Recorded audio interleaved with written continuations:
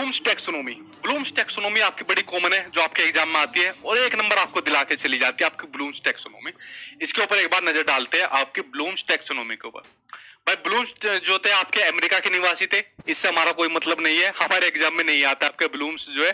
तो अमेरिका के निवासी थे, इन्होंने लर्निंग के ऑब्जेक्टिव्स बताए थे, वो पढ़ना जरूरी है कि जो लर्निंग के ऑब्जेक्टिव्स होते हैं, सीखने के उद्देश्य होते हैं, वो कौन कौन से होते हैं, उसके ऊपर जरा एक बार नजर डाल लेते हैं कि जो सीखने के उद्देश्य होते हैं वो कौन कौन से होते हैं। ठीक है, तो चलिए भाई एक एक करके नजर डाल लेते हैं ब्लूम्स टैक्सोनॉमी के उद्देश्य के ऊपर। देखिए सीखने के इन्होंने 3 प्रकार के आपके उद्देश्य बताए थे कि सीखने के आपके 3 प्रकार के उद्देश्य होते हैं। एक होता है आपका कॉग्निटिव डोमेन, एक होता है आपका अफेक्टिव डोमेन, एक होता है आपका साइकोमोटर डोमेन। अब मेरा क्वेश्चन आप लोगों से, जितना आप लोग वीडियो देख रहे हैं, आप लोग जब यहाँ आप लोग सीखने आए हो तो सीखने के लिए क्या सिर्फ आप कॉग्निटिव डोमेन का यूज कर रहे हो, अपने दिमाग का यूज कर रहे हो आप लोग? या जो बच्चा स्कूल में सीखने आता है वो सिर्फ अपने दिमाग का यूज करके सीखता है? नहीं, दिमाग के साथ साथ में तो अपना सीखता ही है, दिमाग का यूज करके सीखता है, लेकिन वो अपने अफेक्टिव डोमेन का भी यूज करता है, यानी कि उसके जो इमोशंस होते हैं वो भी उसके जुड़े होते हैं। ठीक है, जो उसके इमोशन जुड़े होते हैं वो भी उसके सीखने में हेल्प करते हैं।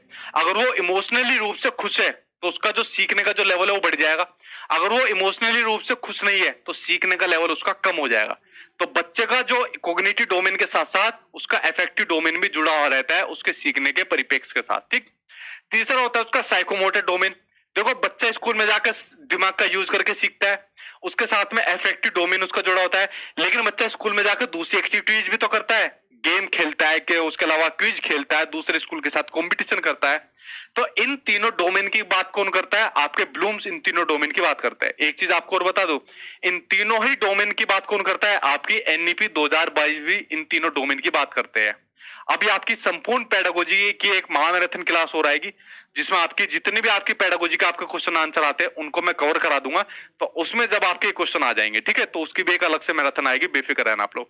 तो एनईपी 2020 कहती है कि बच्चे के इन तीनों डोमेन को आप लोग शामिल करिए, जो बच्चों को रिपोर्ट कार्ड मिलेगा 360 डिग्री मल्टी डायमेंशनल। ठीक है, क्योंकि खाली दिमाग का यूज करके सीखने से बात नहीं बनेगी, उसके इमोशंस भी जुड़े होने चाहिए, उसकी शारीरिक जो एक्टिविटीज होती है वो भी जुड़ी होनी चाहिए। ठीक है, तो इन तीनों डोमेन की बात करते हैं। तो इसमें जो आपका कॉग्निटिव डोमेन है, यहां से भाई सबसे ज्यादा क्वेश्चन आपके एग्जाम में आता है, तो इसके ऊपर जरा एक एक करके नजर डाल लेते हैं। जो आपका कॉग्निटिव डोमेन होता है, देखिए कॉग्निटिव डोमेन जिसमें आदमी अपने दिमाग का यूज करके अपना चीजें सीखता है, तो इसको सीखने के कुछ स्टेप बाय स्टेप आपके चरण है, जिसको आप लोग देख सकते हो, इस पिरामिड के थ्रू देख सकते हो या इमेज के माध्यम से देख सकते हो। जिसमें पहले चीजें आसान सीखता है, हार्ड नॉर्मल सीखता है, फिर अपना हार्ड चीजें सीखता है। ठीक है, तो स्टेप बाय स्टेप चीजें सीखते जाता है। तो ब्लूम्स ने सीखने के लेवल बताए थे, जिसको इन्होंने 6 भाग में बांटा। कितने? 6 भाग में ब्लूम्स ने इसको बांटा। कब? 1956 के अंदर बांटा। अच्छा, जो टेबल थी ना, इस टेबल को इसको रीडिफाइन किया गया, मतलब इसको मॉडिफाई भी किया था। कब? 2001 के अंदर इसको मॉडिफाई भी किया गया था। उसके ऊपर भी मैं आऊंगा। जो इनके जो असिस्टेंट थे, चेले चपाटे थे, उन्होंने मॉडिफाई भी किया था। ठीक, अब देखिए सीखने के जिन्होंने 6 स्टेप बताए, नॉलेज यानी कि ज्ञान, कॉम्प्रिहेंशन यानी समझ, एप्लीकेशन यानी अनुप्रयोग, एनालिसिस यानी विश्लेषण, सिंथेसिस यानी कि आपका संश्लेषण, और इवैल्यूएशन यानी कि आपका मूल्यांकन। ये 6 स्टेप बाय स्टेप इन्होंने चरण बताए, जो आपके सीखने के आपके चरण होते हैं, यानी कि आपके कॉग्निटिव डोमेन के आपके स्टेप बाय स्टेप चरण होते हैं। अब देखो इसको आपको एक एग्जांपल से बताता हूं। मैंने कल आपसे क्या कहा था कि भाई कल से आपकी मैराथन क्लास शुरू हो जाएगी, और डेली अब आपकी मैराथन क्लास चला करेगी। ठीक है, क्या चलेगी? अब डेली अब आप लोगों की 8 बजे से आपकी मैराथन क्लास आपकी चला करेगी। तो मैंने आपको क्या चीज दी? मैंने आपको नॉलेज दे दी। क्या दे दी मैंने आपको पहले नंबर पर आपको नॉलेज दे दी। नॉलेज देने के बाद मैंने अब आप आज से आपकी क्लास शुरू कर दी, तो मैंने आज से आपको कॉम्प्रिहेंशन यानी कि मैंने आपको समझाना शुरू कर दिया। मैंने आज से आपको समझाना शुरू कर दिया। समझाने के बाद तीसरे नंबर पर आपने जो चीज आज आपने समझी, उसका आपने एप्लीकेशन यानी कि अनुप्रयोग करना शुरू कर दिया। आपने इसकी प्रैक्टिस शुरू करी, मेरे मॉक टेस्ट लगाने आपने शुरू कर दिया, देखो कितने नंबर हमारे आ रहे हैं। ठीक है, उसके बाद आपने क्या काम करा? एनालिसिस शुरू करा, विश्लेषण शुरू करा। एनालिसिस का मतलब क्या काम करा? आपने इसको टुकड़ों में बांट दिया। क्या सचिन सर की सीडीपी की मैराथन क्लास है, ईवीएस की मैराथन क्लास है, ये मैथ्स की मैराथन क्लास है, इनको टुकड़ों में मैराथन क्लास करके और अलग अलग इनकी प्रैक्टिस करना शुरू कर दिया। अनुप्रयोग करने के बाद, एनालिसिस करने के बाद आपने इसका सिंथेसिस करा, मतलब जो टुकड़ों में करा था एग्जाम से पहले सबको आपने इकट्ठा कर लिया। इकट्ठा करने के बाद आप अपना पेपर देने गए, और बाद में आपका इवैल्यूएशन हो गया, यानी कि आपका मूल्यांकन हो गया कि कितना आपका स्कोर आपके एग्जाम में आया। तो सीखने के जो आपके स्टेप बाय स्टेप जो आपके चरण थे, वो कुछ आपके चरण आपके इस प्रकार थे जो आपके सामने आपकी स्क्रीन पर दिख रहे हैं। ठीक है, ये आपने कॉग्निटिव डोमेन के अंदर आपके 6 बाय 6 आपके स्टेप थे। ठीक है, तो इसको आप लोग समझ गए। अच्छा, जो 2001 के अंदर ये आपकी जो जो टेबल थी, इसको जब इसको रिडिफाइन किया गया, ठीक है, जो इनके असिस्टेंट है उनके द्वारा डिफाइन किया गया, तो नॉलेज जो थी उसको रिमेंबर कर दिया, नॉलेज को रिमेंबर कर दिया, कॉम्प्रिहेंशन को अंडरस्टैंड कर दिया, कॉम्प्रिहेंशन को अंडरस्टैंड कर दिया, एप्लीकेशन को अप्लाई कर दिया, ठीक है, एनालिसिस को एनालाइज कर दिया, सिंथेसिस को आपका इवेल्यूट कर दिया। ये तो उल्टे हो गए, ठीक है, सिंथेसिस को इवेल्यूट कर दिया, और जो आपका सिंथेसिस था इसकी जगह एक नया वर्ड आ गया आपका, जो इन्होंने दिया क्रिएट दिया। ठीक है, जो नया वर्ड दिया क्रिएट दिया, यानी कि रचनात्मकता दिया। तो ये 2000 के बाद जो नई टेबल आई वो आपकी कुछ इस तरीके से आपकी नई टेबल देखने को मिली। अब यहाँ पर बड़ा कंफ्यूजिंग मेरा क्वेश्चन है कि सर इस टेबल को याद करें या इस वाली टेबल को याद करें। भाई देखो, सबसे ज्यादा जो क्वेश्चन आपके एग्जाम में पूछे जाते हैं टीचिंग एग्जाम में, वो इस वाली से पूछे जाते हैं, लेकिन कुछ क्वेश्चन आपके इस वाली से भी पूछे गए। अब आप एक काम करना, आपके एग्जाम में जो ऑप्शन आपको देखने को मिले उसके अकॉर्डिंग आंसर लगाना।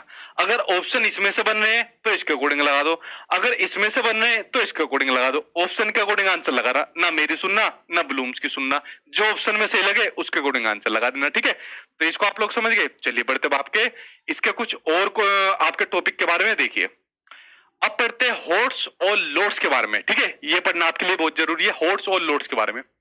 देखिए, एक होता है आपका, पहले पढ़ते हैं लोड्स, यानी लोअर ऑर्डर थिंकिंग स्किल, यानी ऐसे चिंतन कौशल जो आपके लोअर ऑर्डर के हैं और जिनको आजकल स्कूल के अंदर ज्यादा प्रमोट नहीं किया जा रहा। स्कूल के अंदर ज्यादा प्रमोट जो आपको किया जा रहा है, खासकर जो आपके सीबीएसई के जो आपके स्कूल है, सीबीएसई के अंदर सबसे ज्यादा जो आपके प्रमोट किए जा रहे हैं आपके हायर ऑर्डर थिंकिंग स्कूल के जो आपकी स्किल्स है उनको प्रमोट किया जा रहा है कि बच्चों के अंदर ज्यादा हायर ऑर्डर थिंकिंग स्किल के जो आपके स्किल्स होती है उनको प्रमोट करो। ठीक है, वो कौन कौन सी होती है? एनालिसिस, सिंथेसिस और आपका इवोल्यूशन, या फिर क्रिएटिविटी कह सकते हो, क्रिएट कह सकते हो।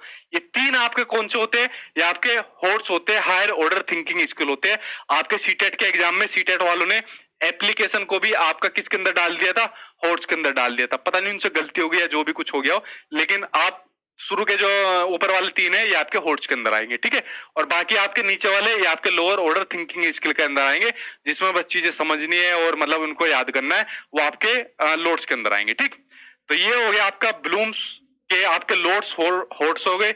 आगे देखते हैं अफेक्टिव डोमेन। मैंने आपको बता दिया, जब आदमी इमोशनली रूप से जो उसके इमोशंस होते हैं जब वो जुड़े होते हैं, अगर इमोशंस में उसकी तारीफ कर दी है, जैसे मैं आपकी तारीफ कर दूं, अरे यार कितने बढ़िया बच्चे हैं, अभी तक देखो कितना बढ़िया तरीके से पढ़ रहे हैं, ठीक है, ये जरूर सीटेट का एग्जाम पास कर देंगे और मेरे साथ आज ये रात तक रुक रहेंगे, और वरना इस तरीके से अगर मैं कुछ आपकी तारीफ करूं तो आपका क्या होगा? पढ़ने का लेवल आपका बढ़ जाएगा, आपके अंदर मैं उत्साह भर दूं, ठीक है, कि yes you can do it, आप पढ़ सकते हो, आप उड़ा सकते हो सीटेट के एग्जाम को, तो आपका लेवल बढ़ जाएगा।